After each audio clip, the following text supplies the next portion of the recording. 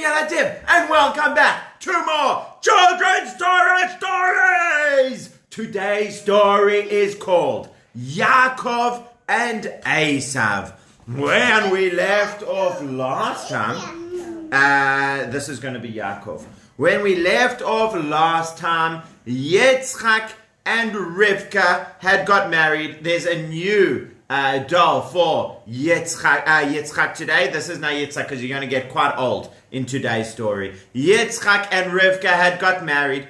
Oh, we love each other so much. And they got married and they were so happy. But there was only one problem. Do you remember what the problem was? No children. They didn't have a baby. So who are they going to ask to help them have a baby? Should they ask idols, Yeladim? No way! What a crazy idea. Should they ask the sky for children? No, man. Should they ask Hashem for children? Yes, that is the right idea. Please, oh please, Hashem, can we have a child? Please, Hashem, please will you give us a child? Guess what happened next, Yeladim? If you look very carefully, you might see something happening to Rivka's tummy. Getting bigger and bigger, what's inside? A baby. Well, then it started getting even bigger. Even bigger. This was bigger than ladies normally have when they're going to have a baby. And she went to ask Hashem, Hashem, what's going on? My tummy's getting so big, I can't believe it. Hashem said, Rivka, oh Rivka, I have a surprise for you. You are not just having one baby. You are having two babies. What do you call that, Yeladim, when there are two babies together? Twins. Are there any twins around? Are there any twins here? There's one baby. Here's a twin. Here's a twin. There's some twins. So Hashem says, you are going to have twins, but I'm sorry to say, these twins are not going to be the best of friends. No, sirree, Bob. These twins are going to fight each other. They don't have to actually fight, but I mean, they're going to argue and they're going to be on different sides. Oh, okay, Hashem, but thank you. Thank you for that, Hashem. Hey, I'm going to have a baby. Jump! Can you see her baby? What? Is that a baby? That's like a tiger. Well, it is a tiger. Well, the puppet's a tiger, but I just want to tell you, this actually was a little bit like what her first baby looked like.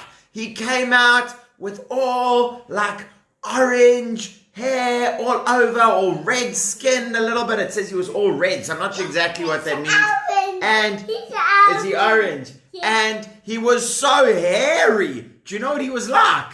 He was like a hairy carpet. That's what he was like. It was like a baby was born covered in a hairy red carpet. Goodness gracious, that's why I'm using this puppet for him. And they said, his name is Esav. Hi, Esav. Hi, everyone. My name is Esav. Esav sounds like a friendly guy, eh? We're going to see the kind of things that Esav likes to do. Oh, yes, we will.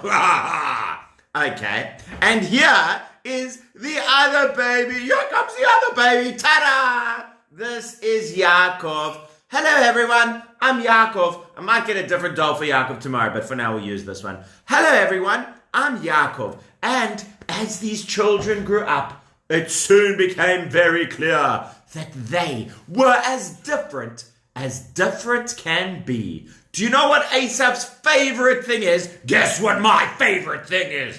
His favorite thing is catching animals, hunting animals. Yeah, I'm gonna hunt down that wolf. Oh no, Esav is coming. Oh, Esav is come on. He would go chasing all the animals and catch them. That is my best. What is Yaakov's best thing to do? I love being at home, learning Torah, helping my mom. Well, Yitzchak said, I really love Esav because Esav is so big and strong, and Esav goes on adventures, and Esav goes and gets delicious food when he goes out hunting. Oh, Esav, give you a pat on the head. You're a good boy. Oh, thanks, Dad. That really means a lot to me. You're my best dad. He really loved his dad, Esav, but he also loved going on these adventures and catching animals and all kinds of things. Is that a wolf? That is a wolf. I love Yaakov the most because he is gentle and he is kind and he likes to help. Oh, thanks, Mom. I love you too. Oh, but you see how the dad liked Esav more, the mom liked Yaakov more. Who do you like more, Yeladim? I'm going to hold up each of them and you're going to tell me whether you like the one or the other more. Who likes Esav more? Who likes Yaakov more? Okay, I think everyone likes Yaakov more. That's fine. I also love Yaakov more. But shame, Esav's not a bad guy yet. He might become a bad guy later on. But for now, he's not a bad guy. He's just a bit wild. You know what I mean? He's like a tiger. He's a bit more like a wild animal than a person. Wild animals can be great. He isn't really a tiger. I'm just using a tiger puppet. Wild animals can be great. They're just like not really the same as people. So, is he a tiger? So, then what happened was, some years later, Yitzchak had gone blind. Do you know what blind is, Yeladim? When you can't see. Blind is when you can't see. Oh, but first, there's another important story, even before we talk about that. This is the story of the red lentils. Who here likes to eat lentils? Me, I love lentils. And who here likes to eat meat? Me. Like a nice stew or something like that.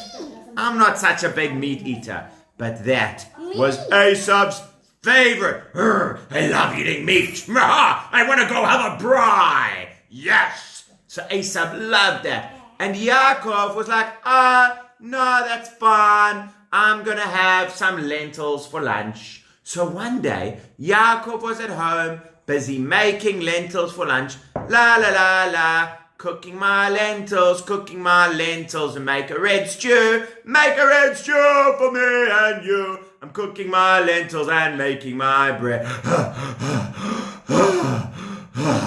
What is it, Esav? I'm so hungry and so tired. What's that cooking in the pot? It's red. It looks like meat. Was it actually meat, Yeladim? It was not. It was lentils, but it looked red. And Esav thought it was me. Give me that red stuff from the pot. I tell you what, Esav, I will give you this red stuff from the pot, but I want to make a deal with you. You see, Yeladim, Esav was number 1 in the family. Yaakov was number 2. Show me if you are number 1 in your family, hands up. Show me if you are number 2 in your family. You number 3, little man. Show me if you're number 3. Number 4. Number 5. Number 6. Number 7. Number 8. Number 9, number 10. I think we've covered most people on the call. So, Yaakov was number 2 and Esav was number 1. I'm number 2, by the way, just in case you were wondering. I'm number 2 in my family. child is number one. And Well, mommy's number in one. those days, it was very important to be number one. And it wasn't so important to be number two. Doesn't matter anymore these days, Yeladim. Doesn't matter if you're number two, it's fun. But in those days, it used to be important to be number one. Because number one could give special presents to Hashem. Much more than all the others. So Esav was number one. And so he was going to give special presents to Hashem. And Yaakov was number two. And he was not going to give special presents to Hashem. And Yaakov really felt bad about that because he wanted to give special presents to Hashem. So, back to our story. Give me some of that red stuff. I'm so hungry. Esav, I will make you a deal. I will give you some of this yummy food for lunch if you will agree that I can be number one and you can be number two. Why would I want to be number one? Doesn't make a difference to me. Because number one can give special presents to Hashem. Special presents. That all sounds too complicated. I just want to have some delicious food. Okay, do you promise to make that deal? I'll give you the food. I can be number one, you be number two. Sure, fine, whatever, man. Okay, here's some food for you. Just pour it down my throat. This is how Esav liked to eat. Do you want me to show you? He would take a nice bowl of food, as if you got something in your cup still. He would take a nice bowl of food, and then he would go like this. Isn't that the best way to eat, Yeladim? That's the best way. In fact, I want you all to try that at your homes. The next time your mom and dad give you some food to eat, take and say, I'm going to eat this like Esav. No, I'm just joking. Don't do that. But that is what Esav loved to do. Esav says, okay, Yaakov, give me that red stuff. Just pour it down my throat. Oh, that was delicious. I don't care about being number one or giving special presents to Hashem. Bye! Bye, Esav. See you another time. And off he went. Well, later on, back to Yitzchak. Do you remember what was the problem with Yitzchak's eyes, Yeladim? Yitzchak was blind. He couldn't see. And so Yitzchak said, I am now quite old and I am blind. I want to give a special blessing to my number one son. But he's got one now, one new one.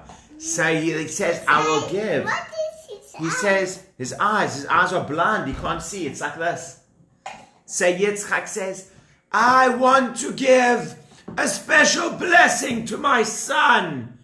And this special blessing is from Hashem. It means that Hashem will always help him and will always be good to him.